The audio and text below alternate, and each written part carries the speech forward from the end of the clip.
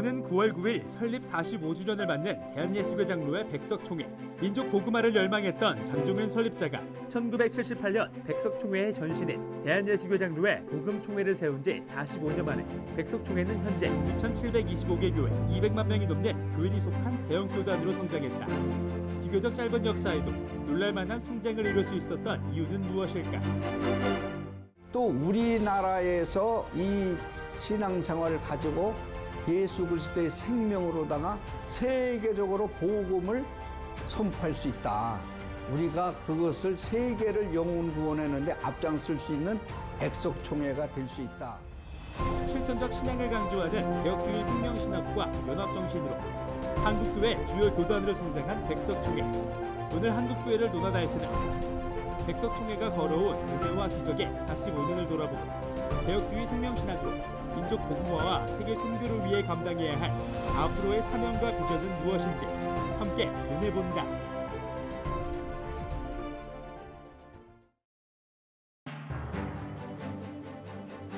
안녕하십니까. 한국교회를 논하다 진행을 맡은 박찬호 교수입니다.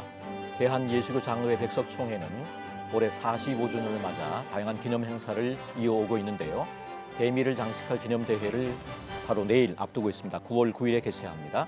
백석의 45주년을 은혜와 기적의 45년이라고 말을 하는데 이번 기념대회가 단지 백석총회만의 행사가 아니라 침체된 한국교회를 기도와 성령으로 새롭게 일으키는 중요한 계기가 되기를 기대하고 있습니다. 그래서 오늘 한국교회를 논하다에서는 45년간 백석총회를 인도하신 하나님의 뜻을 돌아보고 앞으로의 비전과 사명에 대해 함께 이야기를 나눠보는 시간을 마련했습니다. 함께 하실 출연자들을 소개하겠습니다. 백석총회 45주년 기념사업 총괄 본부장을 맡고 계신 정영근 목사님 나오셨습니다. 안녕하십니까. 반갑습니다. 백석대학교 대학원 신학부총장이신 장동민 교수님 자리하셨습니다. 네, 안녕하십니까. 반갑습니다. 그리고 백석총회 45년사 편찬위원장이신 임원택 교수님 함께 하셨습니다. 안녕하십니까. 예, 반갑습니다. 예, 함께 자리하셔서 감사합니다. 예장 백석총회는 200여만 명의 교인이 속한 명실상부한 장로교 주요 교단으로 성장했는데요.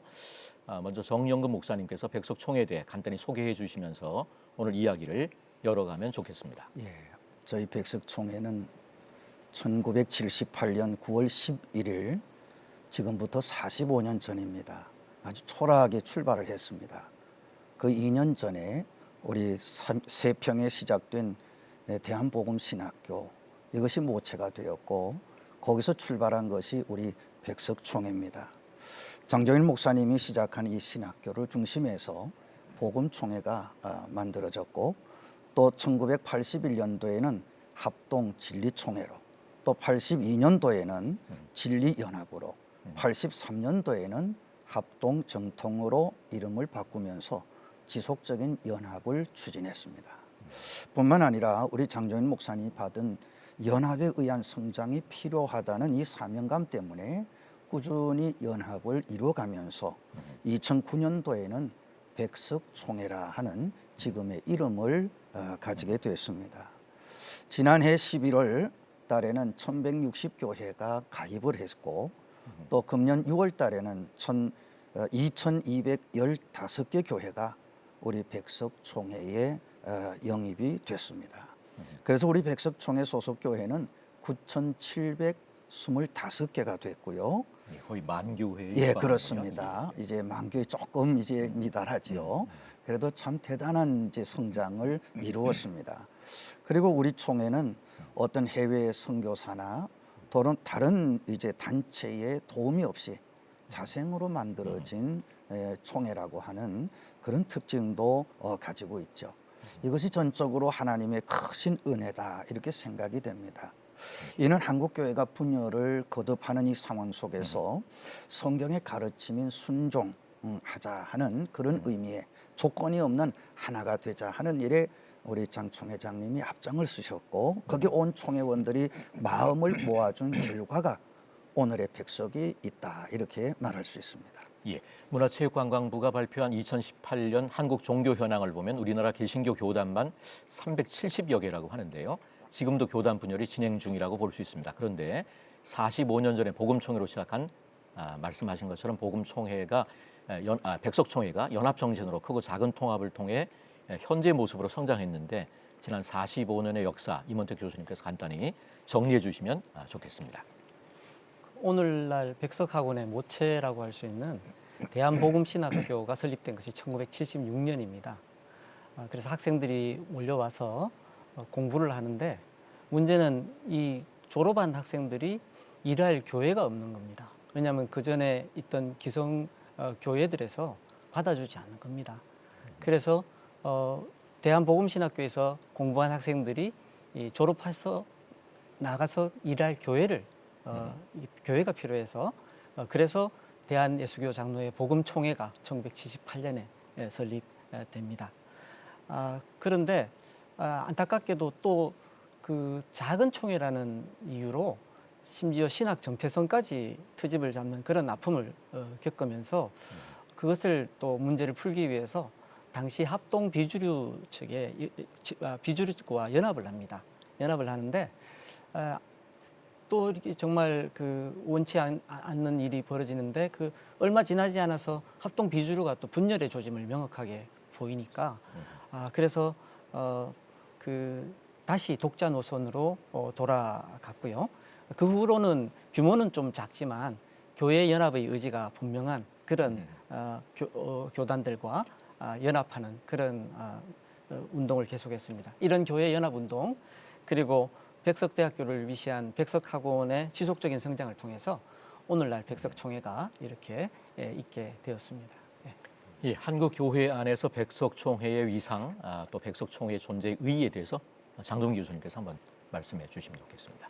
예, 우리 백석총회는 다른 총회들과 비교할 때 비교적 신생 교단이라고 말씀드릴 수 있겠습니다. 조선 예수교 장로회가 설립된 것이 1912년이니까 110년이 넘었고요. 또 감리교도 100년이 되어 갑니다. 우리 백석교단이 45주년이니까 뭐 반도 안 되죠. 그런데 우리 한국 교회에서 어떤 위치를 차지하고 있을까? 왜 꼭 그러면 백석이 존재해야 할까? 제가 한 두 가지 정도로 정리를 해보았는데요.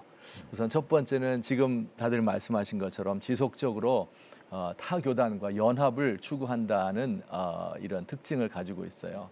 한국 교회가 분열의 아픈 과거를 가지고 있잖아요. 1950년대 3대 분열이 있었고요. 또 70년대, 80년대에 가면서 뭐 무려 장로교만 해도 200여 개의 교단으로 분열된 아픔의 역사를 가지고 있습니다. 그런데 이 백석은 그 분열의 장로교회가 하나 되도록 하는 연합운동을 추진하지요.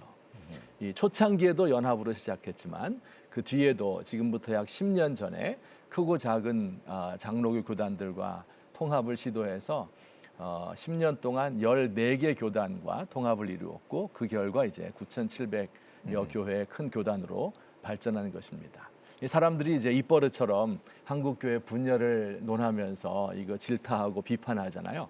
그런데 이 분열을 극복하고 하나가 되게 해보자 이런 움직임을 갖는 사람들은 교단들은 별로 없는 것 같습니다. 그런데 백석이 이제 거기에 앞장서고 있죠. 또 이런 움직임이 있다고 해도 그게 성공을 거두기가 참 어렵습니다. 그 이유가 뭘까요? 이 백석은 왜 그게 가능할까요? 이게 이제 두 번째 특징인데요. 바로 신학에 있습니다. 그 신학이 이제 우리 여러 차례 이 자리에서도 이야기했지만 개혁주의 생명신학이다. 개혁주의 신학이라는 든든한 신학 위에 서 있죠. 우리 웨스트민스터 신앙 고백서, 대소요의 문답 위에 서 있어요. 모든 장로교회가 다 그렇습니다. 우리도 마찬가지예요.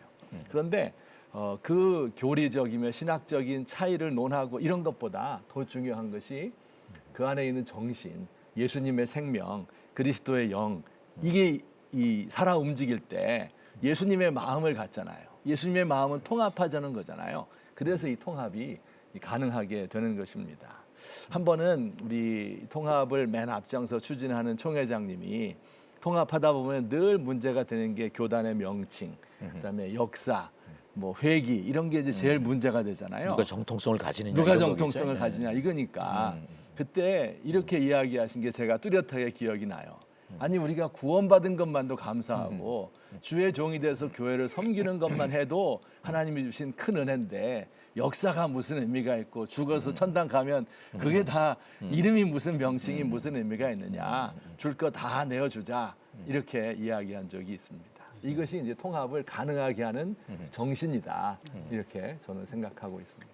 예. 그렇다면 백석총회의 특징은 무엇이라고 생각하는지 어떻게 임원택 교수님께서 네. 뭐 이렇게 45년사도 집필하시고 하셨는데 네, 마침 또 예. 며칠 전에 우리 백석총회 설립 45주년 기념 한국교회사가 나와가지고 저도 오늘 언제 아침에 나왔죠? 오늘 아침에 저도 그렇습니까? 스튜디오 오기 전에 따끈따끈하네, 가져왔습니다. 그러니까. 그런데 제가 그 백석총회 45년을 이제 돌아보면서 정리하고 나니까 한 3가지 정도 특징이 있는데요.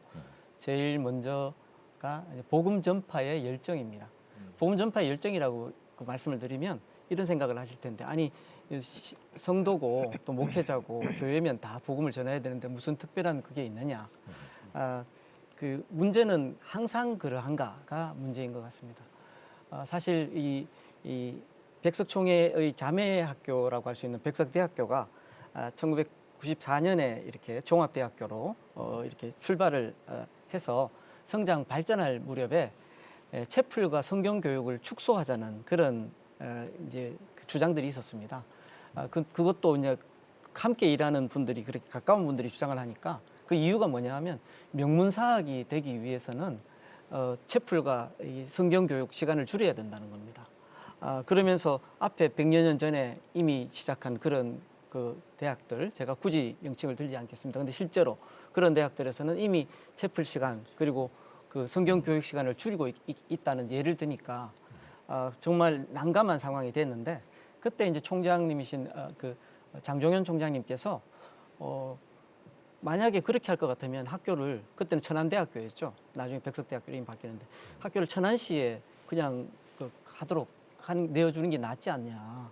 나는 복음 전하기 위해서 학교를 세웠는데 이 복음 전하는 거 줄이고 예배 드리는 거 줄일 것 같으면 뭐 하려고 하냐. 이렇게 해서 이제 지켜낸 것이 그 채플과 그 성경 교육이었습니다. 그런 면에서 복음 전파의 열정을 어떠한 상황에서도 계속 가지고 있다는 거 이게 참 중요한 것 같고 두 번째는 신학 회복 운동인데 신학이 교회를 세우는 그런 신학이 아니고 자꾸만 새로운 것을 얘기하면서 신학이 발전할수록 계속 교회는 오히려 줄어드는 그리고 이 약화되는 그런 일들을 보면서 신학이 교회를 세우는 본래의 역할을 감당하도록 본질을 회복해야 한다. 그런 면에서 신학 회복 운동이 중심이 되는 그런 개혁주의 생명신학이 두 번째 특징이라고 할 수가 있고 마지막으로 이제 교회 연합 운동이라고 말씀드릴 수 있습니다. 교회 연합 운동의 방법이 중요한데 회개 용서 운동이 그 방법이라고 이제 말씀을 하시거든요. 회개 용서 운동이라는 것은 하나님 앞에서 먼저 내 자신을 회개하고 다른 사람을 보기 때문에 다른 사람을 용서할 수가 있게 되는 거죠. 하나님 앞에서 용서받았는데 내가 다른 사람을 용서 못하는 그거는 없으니까. 그런 면에서 이 회개 용서 운동을 통해서 연합을 한다는 이것을 가지고 있기 때문에 중요한 것은 교단 통합 후에 중심과 주변이 따로 없는 그런 총회가 우리 총회라는 특징이 있습니다. 먼저 와 있다고 기득권을 주장하지도 않고 졸업한 신학교가 다르다고 해서 차별하지도 않고 그러다 보니까 이런 분위기가 소문이 나가지고 작은 총회 목사님들이 우리 백석총회에 그 관심을 많이 가지신다는 얘기를 제가 듣고 있습니다. 네. 예, 백석총회 특징에 대해서 얘기하고 있는데 뭐 장동민 교수님께서 부연해 우리 그 역사책을 쓰신 우리 임원택 교수님은 정사를 말씀하시고요. 저는 좀 야사라고 할까요? 야사가 재밌을 수도 있어요. 한 2가지 정도 이제 제가 이렇게 본 특징이 있는데요. 첫 번째는 이 백석총회의 그 구성원들 목사님들이 굉장히 그 순수하다 하는 생각을 제가 갖게 되었어요. 이제 보통 큰 교단이 되다 보면 뭐 이익도 생기고 명예도 생기고 이렇게 하다 보니까 이 정치적으로 자꾸 뭔가가 바뀌는 경우가 많거든요. 그런데 이제 백석교단의 그 목사님들은 정말 순수하시다 그런 생각을 갖고 있어요. 2009년 뭐 이 당시로 제가 기억이 되는데요. 당시 이제 백석이 한번 큰 분열의 위기를 겪은 일이 있었습니다. 아마 역사책에서 잘 다루고 있을 텐데요. 그때 뭐 우리의 명칭을 그 전에 합동정통이라고 불렀거든요. 근데 이것을 백석으로 바꾸자. 또 회기도 장로교 100년 된 회기를 쓰는데 그러지 말고 백석만의 회기 34회로 바꾸자. 그리고 이제 제일 중요했던 것이 여성 안수 문제 때문에 굉장히 다툼이 컸고요. 한 2, 3년 동안 분열의 조짐이 막 일어나고 있었습니다. 그 감정의 골이 막 깊어졌죠. 근데 총회하는 도중에요. 이 문제가 또 불거졌겠죠. 그래서 막 서로 다툼이 있으니까 이 총회장님께서 정회를 선포하고 그리고 이제 임원들과 증경총회장들이 밑에 내려가셔서 기도회를 한 거예요. 그래서 간절하게 기도하고 우리 교단이 분열되면 안 된다. 하나가 되어야 된다는 대전제를 가지고 무엇을 어떻게 양보할 것인가 하는 것을 놓고 기도를 했죠. 그리고 이제 속회가 되어서 올라와서는 통합을 이루었다 하면서 손을 맞잡고 서로 인사하는 이런 모습을 제가 그때 보았습니다. 그러면서 이걸 어떻게 생각해야 될까? 혹시 정말 정 목사님 그때 현장에 계십니까? 아유, 현장에 계셨군요. 예, 예. 저도 제 눈으로 보면서 정말 순수하시구나. 이 사도행전에서 있었던 이런 통합의 역사가 여기도 일어나는구나 하는 것을 제가 아주 정말 신기하게 보았던 적이 있습니다. 가사가 재밌네. 네, 야사가 재밌네요. 또 하나 특징은요, 이 백석의 이제 목사님들은 그 뭐랄까 개척의 DNA가 있다고 말할까요? 이것을 이제 방배동 스피릿이다 이렇게 불러도 될 것 같은데요. 뭐 지금 총회를 주도하시는 연로하신 목사님들은 뭐 100%다 개척교회를 하셔서 성장을 이루신 분들이고요. 또 이제 지금 우리의 졸업생들이나 지금 공부하는 친구들도 백석 교단이 이제 교회 숫자는 많아도 좀 작은 교회들 중심이 됐잖아요. 그러니까 자기들이 뭐 나가서 뭐 교회를 뭐랄까, 이어받고 뭐 그런 거는 그러게. 생각을 잘 안 합니다. 그리고 뭐 작은 교회든지 뭐 선교지도 가보면 제일 어려운 오지 이런 데 가서 소위 이제 맨 땅에 헤딩한다 그러잖아요. 이런 걸 두려워하지를 않아요. 그러니까 이제 다른 신학교들의 학생들의 모습을 보면 굉장히 패배주의에 젖어 있고 우리가 이제 교회는 점점 축소되어 가고 앞으로 살 길은 막막하고 일할 자리는 없고 어떻게 해야 되느냐 이런 걸 가지고 많이 괴로워하는데요. 우리 신학생들도 물론 그 괴롭죠. 그 뭐 다 닥쳐진 현실이니까. 그럼에도 불구하고 체프 시간에 가보면 뜨겁게 기도하고 하나님 은혜 주시면 헤쳐나갈 수 있다. 이런 스피릿을 가지고 있는 모습을 봅니다. 이것이 또 하나의 우리 백석의 큰 특징이라고 저는 생각합니다. 백석 총회의 특징 순수하다. 개척 정신이 있다. 이것보다 도정은 없는 것 같은데요. 이 한국 교회를 논하다 오늘은 설립 45주년을 맞은 대한예수교 장로회 백석 총회의 은혜와 기적의 45년을 돌아보고 한국 교회 부흥과 세계 복음화를 위한 앞으로의 사명과 비전에 대해서 말씀 나누고 있습니다. 사실 코로나 이후에 한국 교회에 대한 위기감이 매우 높은 가운데 있는데 그 어느 때보다 새로운 부흥이 절실한 시기인 것 같습니다. 지금의 한국 교회 어떻게 진단하시는 정익근 목사님께서 한번 의견 나눠주시면 좋겠습니다. 예, 이제 코로나 이후에 한국 교회가 참 어려움을 많이 당하고 있죠. 어느 조사한 걸 보니까 이 목회자들의 질문 거기에 대한 대답이 나왔습니다. 공동체성이 약화됐다 하는 것이 68.8% 가장 많았어요. 또 주일 성수가 약화됐다 하는 것이 58.5%로 뒤를 이었습니다. 세 번째가 새 신자 유입이 약화됐다라는 것이 58.3%로 나타났어요. 사실 이 수치만 봐도 목회자들이 얼마나 힘든가 하는 것을 우리가 알 수가 있겠죠. 그런데 가장 안타까운 것은 이 코로나 팬데믹 이후에 많은 목회자들이 아직도 코로나의 늪에 빠져 있다는 사실이에요. 사실 교회를 이끌어가야 될 견인차 역할을 목회자가 해야 되는데 목회자부터가 아직도 코로나를 벗어나지 못하니까 거기서 나오는 이상 현상들이 있다는 것이죠. 예를 든다면 대면 예배를 과거에는 우리가 굉장히 주장을 하고 빠졌을 때는 독려했는데 이제는 점점 대면 예배도 하지만은 비대면 예배를 우리가 선호하는 사람들이 점점 많아지면서 또 예를 들면 교회 안 나올지라도 코로나 때문에 두려워서 그런다 이런 의식을 목회자가 먼저 가지고 있으니까 그걸 적극적으로 출석을 독려하지 못하는 나름의 어떤 핑계거리를 말을- 장담하게 해주는 그렇죠. 그런 이제 식이네요. 거기에 우리가 예. 빠져버렸다는. 예. 제가 볼 때는 목회자가 그 늪에 빠져서 헤어나오지 못하니까 그냥 그렇게 방치해버리는, 인정해버리는 이런 모습들이 있어서 우리 교회도 약화가 되지만 성도들의 믿음도 많이 떨어졌다라고 하는 사실이죠. 그러므로 우리가 믿음이 떨어지니까 세상의 영향력도 역시 떨어질 수밖에 없고 전도의 동력도 상실할 수밖에 없는 거예요. 그래서 저는 이렇게 봅니다. 오늘 한국교회 현실이 이렇다면 지금이 가장 중요한 시대가 아니겠냐. 계속 침체로 내려갈 것인지 아니면 한국교회가 새로운 도약을 할 것인지 지금 우리는 분기점에 있다.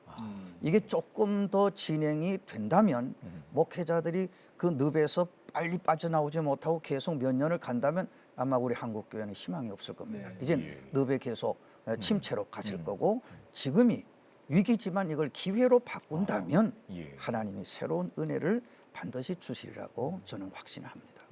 예, 이런 위기를 극복하는 대안으로 개혁주의 생명신학이 주목을 받고 있는데요. 개혁주의 생명신학은 백석의 신학적 정체성이자 뿌리라고 할 수 있는데요. 이 개혁주의 생명신학이란 무엇인지 또 핵심 가치는 무엇이라고 생각하는지 임원택 교수님부터 한번 설명해 주시면 감사하겠습니다.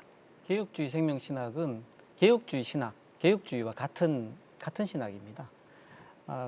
개혁주의라는 것은 성경에 비추어 보아서 잘못된 것은 바로잡고 올바른 것은 계승하자 이런 신학이라서 이 개혁주의 생명신학을 주창하신 장종현 총장님께서는 이 개혁주의 신학이 얼마나 좋은 신학인가를 매우 강조를 하십니다.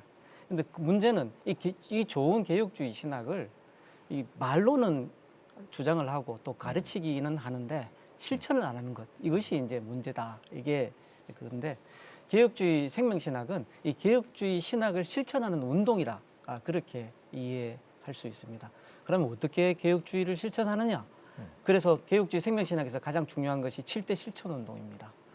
신앙운동, 신학회복운동, 회개용서운동, 영적 생명운동, 하나님 나라운동, 나눔운동, 이 6가지 것들이 다 우리가 지금 짚어보면 알 수 있듯이 굉장히 실천적인 건데 이런 실천적인 것을 우리가 행하면 실제적으로 개혁주의를 실행할 수 있다는 겁니다. 그러면 이것을 우리 백석은 뭐가 특별히 다르냐? 우리는 다른 거 없기 때문에 7번째 기도 성령 운동이 강조가 되는 거죠. 그래서 우리 힘으로는 못하기 때문에 우리의 연약함을 고백하면서 기도 성령 운동으로 기도 가운데 성령 충만해서 할 수 있도록. 그래서 우리는 백석총회는 장로교라서 말씀 중심이면서도 이 기도를 참 강조하고 이렇게 많이 하는 그런 총회입니다. 네. 예, 개혁주의 생명신학에 대해서 얘기하고 있는데 장동민 교수님 또 그러니까는 우리 정영근 목사님께서 잘 말씀해 주셨는데 이제 코로나가 한국 교회의 어떤 직격탄을 퍼부은 것은 맞습니다. 그런데 사실은 그 조짐은 이전부터 있었어요. 그래서 1990년대부터 쭉 그리고 2000년대 와서 특별히 숫자적으로도 감소되기 시작을 하고 또 영향력 면에서 신뢰도 면에서 떨어지기 시작한 게 2000년대 초반이었는데요. 그때가 바로 지금부터 꼭 20년 전인데 개혁주의 생명신학, 신학은 학문이 아니다. 이런 외침이 처음 우리 장종현 총회장님을 통해서 선포가 된 때입니다. 그러니까 이제 그때 벌써 이게 영적인 위기가 왔구나 하는 것을 직감한 거죠. 그리고 그 영적인 위기의 출발점이 어디냐? 이 신학의 문제가 있는 것이 아니냐. 이 머리로 학문적으로 이해를 하니까 이걸 설교를 또 그런 식으로 성경 공부 열심히 하고 하긴 하지만 실제로 그 성령의 역사가 일어나지 않는다. 생명의 이 변화가 일어나지 않는다. 그 어디서부터 온 거냐? 이게 이제 신학의 문제가 있고 이거를 해결하지 않으면 교회의 소망이 없다. 이렇게 이제 믿으신 거죠. 그래서 이제 이 개혁주의 생명신학이 출발이 되게 되었고 20년이 지난 지금에 와서는 정말 이것이 우리에게 하나의 대안이다. 유일한 대안이다. 하나님의 영이 우리와 함께 해야 모든 교회가 가능한 것이고 성도들의 변화가 있는 것이고 그 다음에 대사회적인 영향력도 있는 거지 그 핵심이 되는 이 영의 역사가 없으면 안 되겠다. 이것이 아마 이런 침체된 한국 교회에 대안을 줄 수 있는 이런 우리 백석의 정신이다. 이렇게 생각할 수 있겠습니다. 나는 한국 교회가 총체적인 위기들을 만나고 있는데 어떻게 보면 뭐 미리 한 20년 전에 개혁주의 생명신학을 제창하셔서 또 어떤 변곡점을 한국 교회가 맞을 수 있는데 이 개혁주의 생명신학이 나름의 마중물이 될 수 있을 것 같다. 이런 기대를 가져보게 됩니다. 이러한 때 교단의 역할이 참 중요할 것 같은데요. 침체된 한국 교회를 새롭게 일으키려면 어떤 역할들을 해야 할 것인지 백석총회가 주요 교단으로 성장한 만큼 그에 걸맞는 역할과 사명을 감당해야 될 것 같은데 이 부분에 대해서 이원택 교수님께 한번 말씀해 주시죠. 그 우리가 이미 그 몇 번 얘기했듯이 한국 교회를 위한 백석총회의 역할은 저는 교회 연합 운동에서 본이 되는 것이라고 참 생각을 합니다. 그런데 이 교회 연합에서 참 중요한 것이 뭐냐하면 연합도 중요하지만 연합 후에 함께 살아가는 것이 참 중요한 것 같아요. 그래서 마치 그 결혼으로 비교를 하면 결혼식도 중요하지만 이게 연합하는 어떤 그거라면 결혼식 후에 결혼 생활이 참 중요하다는 생각을 하는데 그만큼 또 어렵다는 거죠. 예. 그런데 그 연합 후에 서로를 존중하면서 함께 살아가는 것. 이것이 우리 백석총회가 본이 될 수 있는 부분이라고 생각을 하는데 그렇게 하기 위해서는 내 것을 내려놓는 거, 자기 것을 내려놓는 게 필요하거든요. 그래서 연합할 때도 예를 들어서 뭐 총회 명칭이라든지 우리가 이때까지 써왔던 우리 이름을 내려놓는 게 쉽지 않거든요. 하지만 하나 되기 위해서는 그런 아픔도 우리가 또 이렇게 감내하고 또 연합 후에도 여러 가지 정말 내 자신이 양보해야 될 부분들 있는데 그런 것들을 또 감수하는 것 이런 부분에서 백석총회가 한국교회의 본이 된다면은 앞으로 한국교회의 하나됨에 큰 역할을 하지 않을까 이런 것이 또 한 번 더 적용을 해보면 그 연합기관들에도 적용할 수 있을 것 같습니다. 연합기관들. 그래서 연합기관들에서도 우리 백석총회에서 하는 것처럼 이렇게 내려놓는 이런 그 참 서로 아픔을 내가 먼저 겪는 이런 그게 있다면은 우리 한국 교회가 지금 연합기관 문제로도 어려움을 많이 겪고 있는데 이런 부분에서도 우리 백석총회가 본이 될 수 있지 않을까 그런 생각을 합니다. 네. 백석총회가 감당해야 될 역할과 사명, 장동민 교수님께서도 한번 나눠주시죠. 제가 좀 강조하고 싶은 거는 이제 백석이 이렇게 중요한 교단으로 자리를 잡았으니까 이제는 좀 사회적인 역할도 감당해야 될 거다 이런 생각을 하고 있습니다. 지금까지는 이제 후발주자이고 또 큰 교단이 아니었기 때문에 교회 개척하고 성장하고 뭐 이런 일에 모든 힘을 다 쏟았죠. 그렇지만 이게 사이즈가 커지면 그에 맞는 위상이 생기고 그에 맞는 역할도 새롭게 주어지는 것 같아요. 그래서 우리 대한민국 사회를 좀 바라보면서 어떻게 하면 대한민국 사회가 새롭게 될 수 있을까, 그 위기를 극복할 수 있을까 하는 것에 좀 더 초점을 맞추었으면 좋겠습니다. 이번에 45주년을 맞이하면서 그 캐치프레이즈가 개혁주의 생명신학으로 민족과 세계를 살리자 이거잖아요. 민족을 살린다는 말이 무슨 뜻일까? 이제 우리 교회도 위기가 있지만은 대한민국도 지금 위기를 맞이한 것 같아요. 물론 이제 외적으로 기후 위기니 뭐 북한 핵 문제니 뭐 그다음에 뭐 또 이런 보수와 진보의 극단적인 대립 뭐 이런 그 외적인 문제들도 있지만 이 내적인 게 더 심각한 것 같아요. 대한민국 사회가 막 분열되고 파괴돼 가는 것 같습니다. 우리 뭐 이 자리에서도 많이 다루셨겠지만 합계 출산율이 그렇죠. 0.7명이다. 이거 대한민국 자체가 소멸되어 가고 있거든요. 그러면 살기 싫어. 자기도 살기 힘든데 뭘 또 자녀를 낳아서 이걸 또 물려주느냐. 뭐 이런 의식이 우리 가운데 팽배해 있는 것 같습니다.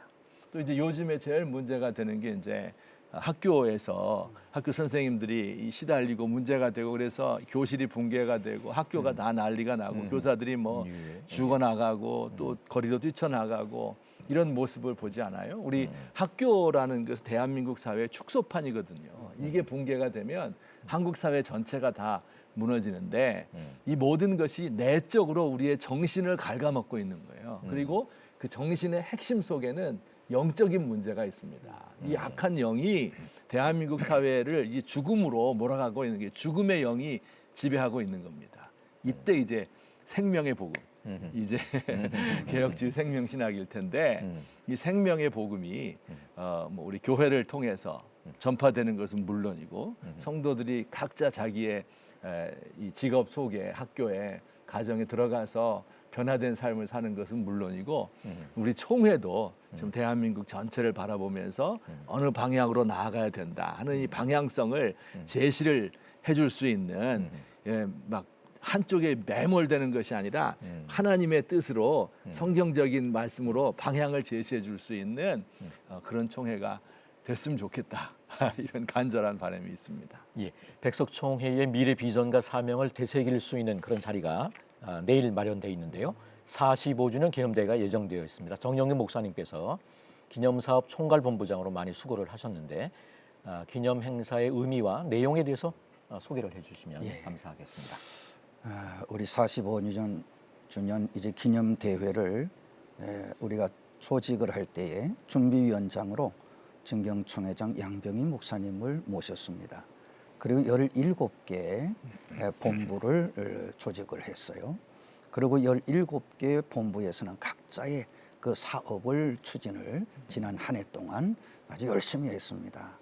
그걸 간단히 말씀을 드린다면 총회관 헌당 본부를 중심해 가지고 그동안의 수건 사업이었던 우리 총회관을 빚이 없는 헌당을 이루었습니다. 뿐만 아니라 우리가 역사관 건립본부에서는 천안에 있는 백석대학교 안에 건물에 우리가 아주 디지털 역사관을 어느 총에서도 볼 수 없는 아주 웅장한 그런 역사관을 만들었습니다. 또 우리 기도 성령 본부에서는 매월 첫 주일 우리 총회 본부에서 아주 기도 성령의 그 충만한 예배를 드리면서 이 행사가 45주년 기념 행사가 하나님께 영광이 돌려지도록 늘 기도할 뿐 아니라 전국을 순회하면서 이 기도회를 1년 동안 개최를 했습니다. 뿐만 아니라 백석인의 날 행사를 6월 3일 63빌딩 컨벤션 센터에서 아주 우리가 화려하게 지난번에 진행을 했죠. 또 우리 개혁주의 생명신학 국제포럼 본부에서 세계적인 석학자들을 모시고 우리 국제포럼을 백석대학교에서 또 개최를 했습니다. 또 우리 45주년 기념 논문집도 발간을 했고요. 아까 보셨지만 우리 역사집도 만들었습니다. 그리고 45주년 다큐본부에서는 45년 동안 우리 총회 발자취를 영상으로 잘 다듬어서 거기도 저도 좀 출연을 했습니다만은 아주 잘 만들어서 이게 역사로 잘 보존하도록 만들었고요. 이외에도 우리 기념교회를 건립한다든지 또 목회자 영성대회를 1월 초에 열어서 우리가 출발하면서 더욱 영적인 우리가 성장을 이루는 일, 또 문화예술제, 또 글로벌 인재 양성본부에서는 학생들에게 장학금을 지급하기도 했습니다. 또 백석인의 이제 그 한마당 잔치를 열어가지고 우리 전 백석인들이 체육, 운동이나 갖가지 프로그램을 통해서 하나 되는 단합을 도모했고요. 또 연합운동본부를 중심해서는 2번의 가입자를 모셔서 환영하는 예배도 드렸습니다. 이제 내일 기념대회가 이제 마지막으로 우리가 45주년 기념 행사가 막을 내리게 됩니다. 그러면 잠시 그 기념대회 내일 있을 하이라이트의 그 기념대회를 잠시 소개를 드린다면 이 기념대회는 올림픽 체조 경기장에서 약 3만 명이 모여서 하나님께 그동안에 주신 은혜를 감사하는 그런 대회를 계획하고 있습니다. 내용은 총 5부로 진행이 됩니다. 1부는 백석예술대학생들의 축하 공연이 이루어지고요. 예. 또 2부에는 감사 예배를 드리는데 우리 총회장 되시는 장경윤 목사님께서 개혁주의 신학으로 민족과 세계를 살린다라고 하는 이런 제목으로 메시지를 선포하실 것입니다. 또 3부에 가서는 축하의 시간을 가지게 되는데 여기에 참여하시는 분들은 극동방송의 김장한 목사님, 한교총의 대표회장 이영훈 목사님, 또 예장 통합진경총회장 김상환 목사님이 축사를 전해 주시기로 하셨고 또 예장 합동 소강석 진경총회장님이 오셔서 축시를 낭독하는 축시를, 예, 그런 시간을 마련을 했습니다. 또 4부에 가보면은 이제 비전 선포식 이런 순서가 있는데 여기는 백석인의 잔치를 넘어서 우리만이 아니라 외부의 시선으로 우리가 좀 해보자 해서 사랑의 교회 오정현 목사님께서 오십니다. 그래서 백석총회가 감당할 비전의 메시지를 전하도록 이렇게 예정이 돼 있고요. 마지막 5부는 회개와 감사의 기도 시간인데 화강교회 윤호균 목사님이 인도하셔서 뜨거운 기도회를 진행합니다. 그리고 이어서 이제 다음 세대 축복과 파송식을 거행할 예정이에요. 이번에 특별히 우리 연합성가대가 이제 기존 교회에서 60여 개 교회에서 자원하신 분들로 연합성가대가 구성이 됩니다. 그 인원이 6,500명이 구성이 돼서 하나님께 찬양을 올리게 됩니다. 이번 기념대회는 우리 백석총회 45주년 역사를 디딤돌 삼아서 다음 세대를 향한 백석의 비전을 선포하는 그런 시간이 될 겁니다.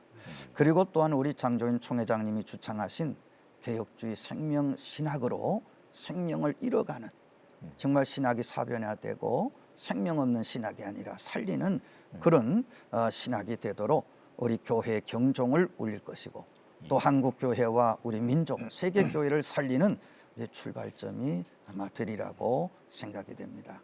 또 그동안 하나님 주신 축복에 대한 감사, 또 우리 백석총회가 감당할 사명도 책임도 선포하는 그런 귀한 자리가 내일 준비가 돼 있다라고 하고 말씀을 드리고 싶습니다. 총 5부면 몇 시부터 몇 시까지 이루어지는 거죠? 오후 1시부터 예. 4시까지로 돼 있습니다. 물론 식전 행사는 12시 반부터 시작이 됩니다. 예. 예, 내일 45주년 기념 행사는 CTS에서 생방송으로 중계할 예정이라고 하니까 많은 시청을 부탁드립니다. 백석총회 은혜와 기적의 45년을 돌아보고 있는데요. 더 큰 은혜로 앞으로 50년, 100년을 열심히 달려가야 할 것 같습니다. 그러기 위해서는 앞에 놓여진 과제들도 성실히 해 나가야 할 텐데요.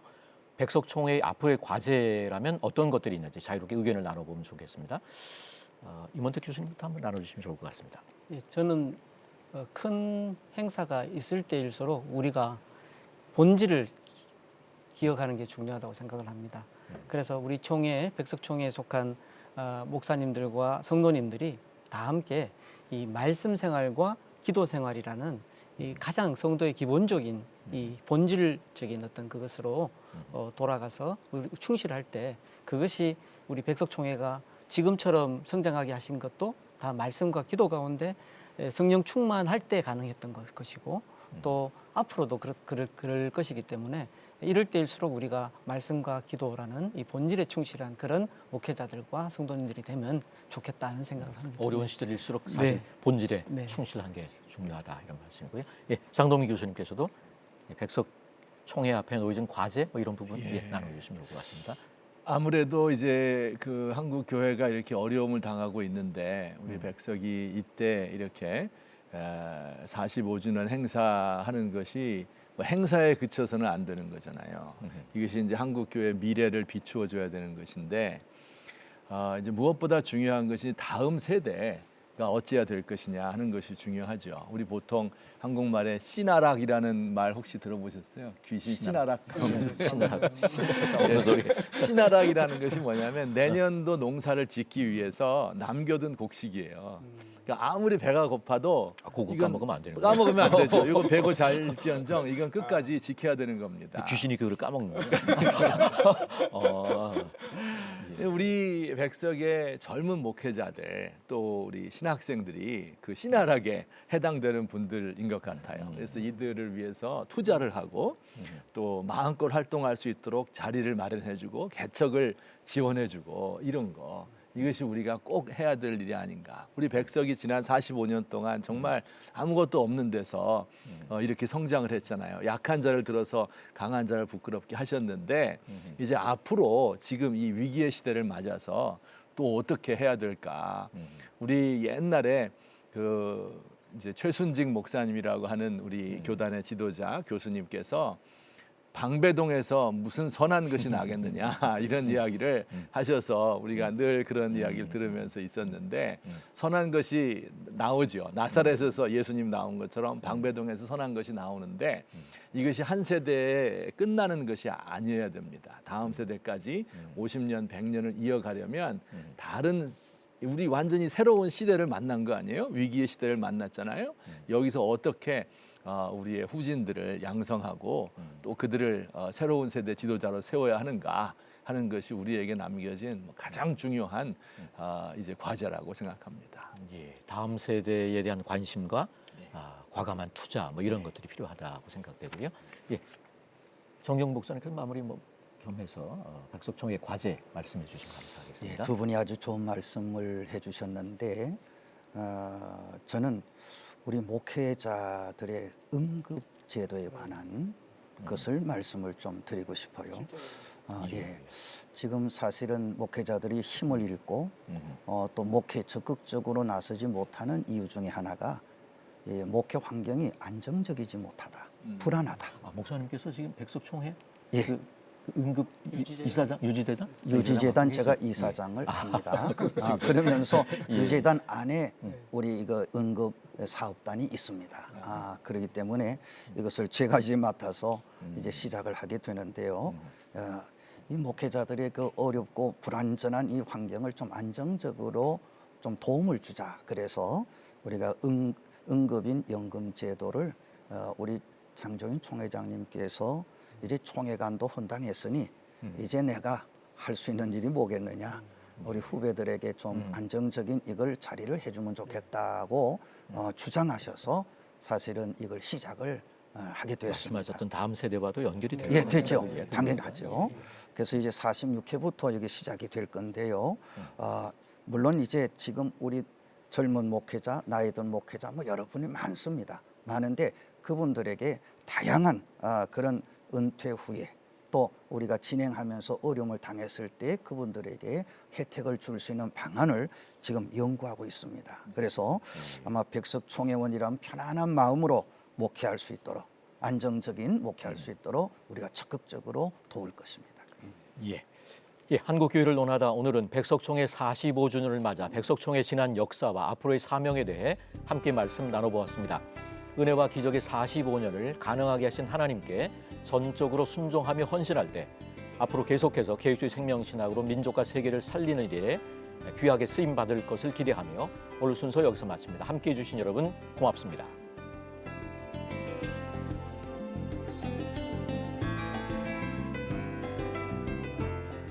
이 프로그램은 여러분의 미디어 선교 후원으로 제작되었습니다. 선교는 사명, 후원은 동역. 당신도 복음을 전할 수 있습니다. 선교 후원 02-6333-1003번